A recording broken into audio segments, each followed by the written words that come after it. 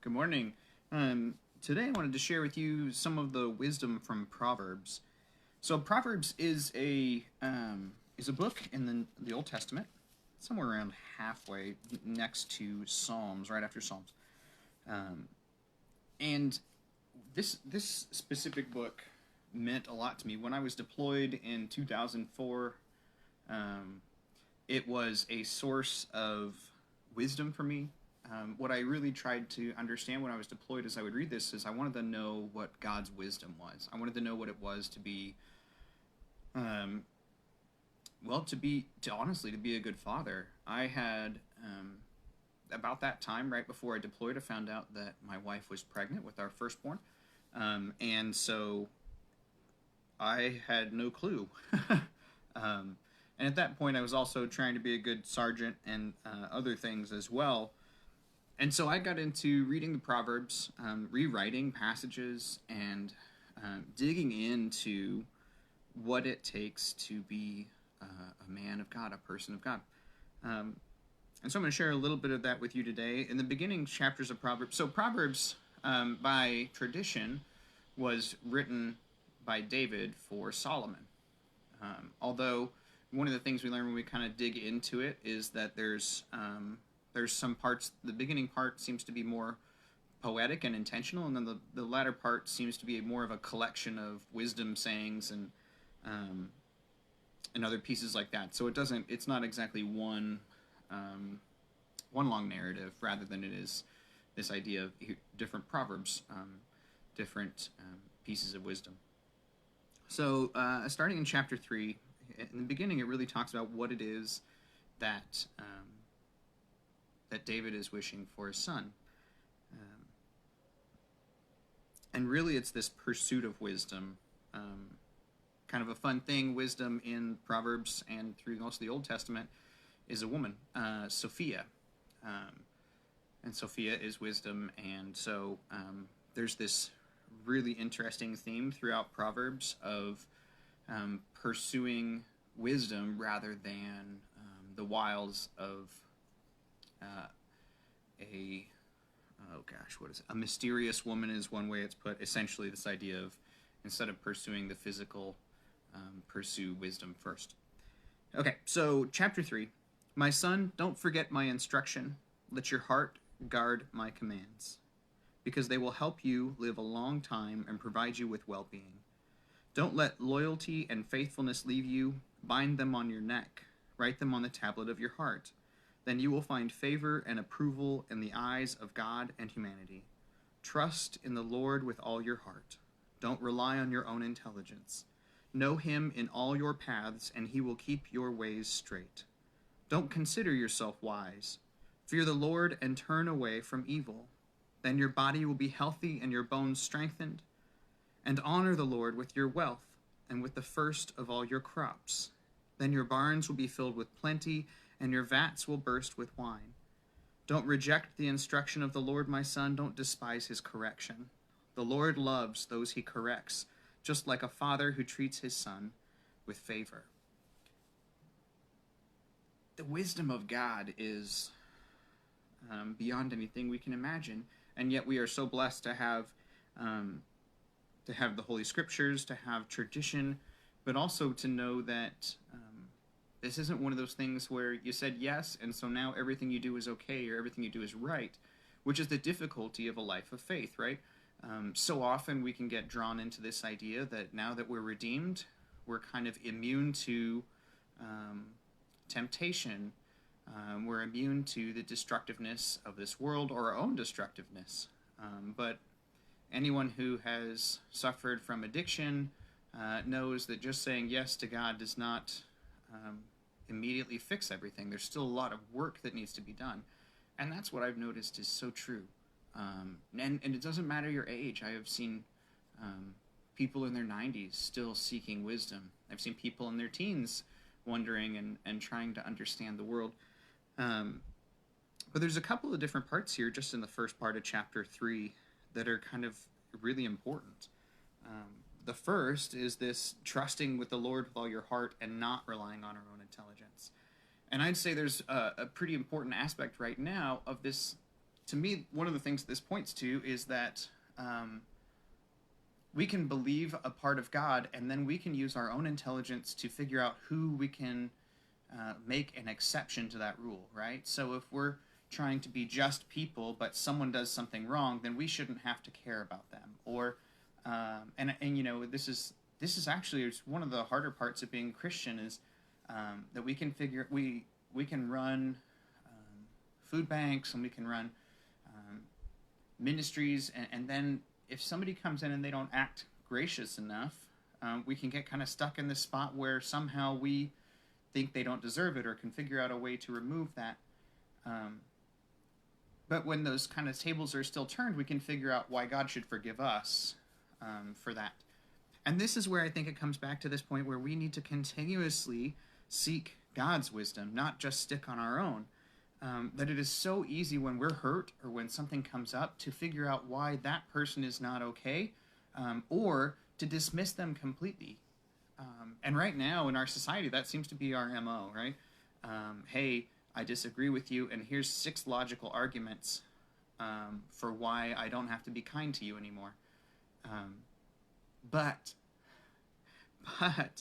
we are to not rely on our own intelligence in this way. Rather, we are to seek God in all the things. Don't consider ourselves wise. Fear the Lord and turn away from evil. And yesterday, in one of the devotions from the last couple of days was this. That was Sunday, where we talked about separating ourselves from evil things. Essentially, that which separates us from other people. But what I find really interesting here is that it kind of points out the different ways that we can seek God and honor God. One is with our bodies, that when we fear the Lord and turn away from evil, when we turn away from those broken spaces, our body and health will be strengthened.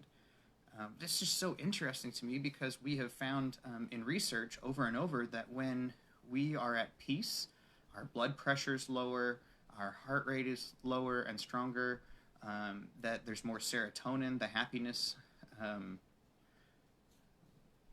hormone, and there's less cortisol, the one that causes stress, in our bodies. So literally, as we grow closer to God, our bodies are better. As we spend more time in prayer, we are healthier. And so, like, even thousands of years ago when these were written, God was trying to share, and God was inviting us to see that when we seek God in that piece of who God is, that we feel better. Our bodies and minds are better. And then we get into honor the Lord with your wealth and with the first of all your crops. And he equates this to, that then says that then your barns will be filled with plenty and your vats will burst with wine. This goes into that portion of stewardship, this idea that what we have, every single aspect of what we can achieve, is rooted in what God has already given us, or with the life that we have been born into, right? This is saying essentially that I might have the ability to build muscle. I might have the ability. I have born with the ability to be a good test taker. So I did decently in high school and did really well in college, and my master's program in seminary. But I didn't make myself smarter. I did work hard. Don't get me wrong, but I didn't just give myself those gifts. Those were from God. And then, some of us were born to families where they had the ability to financially send people to college or to pay for things. And the thing is that no matter what, we didn't earn that by our birth. This idea of birthright. The only birthright that we truly have is that we are born into God's love. And so we are not... that is not something that we should treat as though we have somehow earned it, rather that God offers this to us all.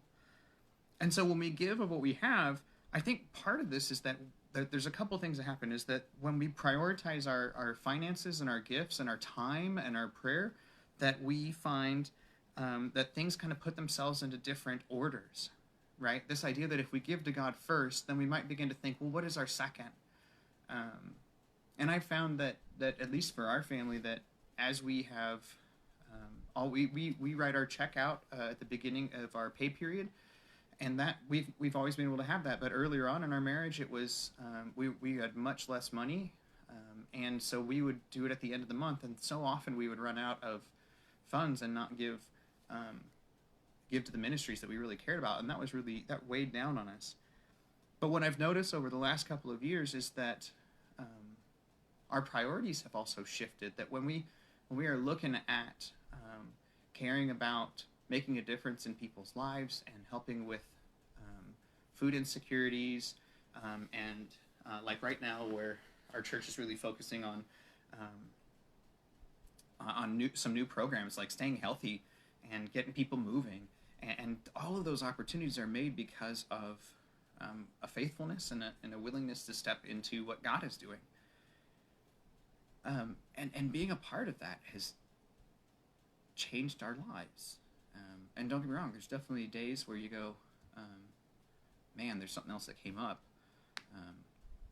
And what I've also found is that when we pay that up front, we've managed to have enough. Doesn't mean everything's been easy or that we haven't had to try and figure out in some difficult circumstances. But I think largely that's also due to this change of our heart. That John Wesley said that the conversion of the wallet is the last conversion, and for us that was definitely the case. That we found that the first conversion of we believe in you, we accept your forgiveness and your redemption. That one was much easier than later on saying, how do we live a life that means that if we give, then we won't have those funds for something else. Anyway, there is just such great beauty throughout Proverbs, both about money but more about how do we respond to one another, how do we deal with reproach, how do we deal with who we would view as fools, or who the scriptures would view as fools, and then integrity. And right now, there's just such a great need for us to have compassion and grace. And I think that in a time when we can all figure out the ways we're right and someone else is wrong, maybe we need to spend a little bit more time in the book of Proverbs trying to figure out how we can be closer to what God wants, and avoid this idea of we're always correct, we're always wise, we're always intelligent, and everyone else has it wrong. So may you find a moment today to dig into the book of Proverbs, that you may find God's wisdom and God's peace in the midst of them. And to be honest with you, you might find a bit of challenge too, that there would be something there in those moments that would invite you to grow closer to God's graciousness, God's wisdom, and God's love. Have a wonderful day.